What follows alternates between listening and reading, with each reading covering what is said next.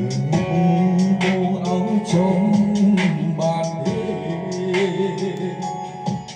ហើយបងស្ដាប់ពាក្យច្រើនជាងបងព្រោះបងជាអ្នកស្រឡាញ់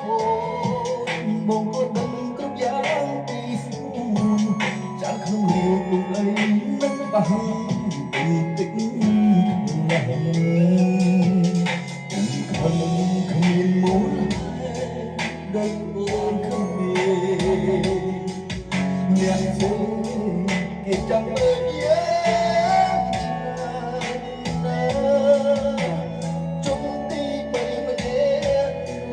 គេរងចាំគេចាំមកអស់តាំងឲ្យតែយើងប្រហែលគេចូលបំបែក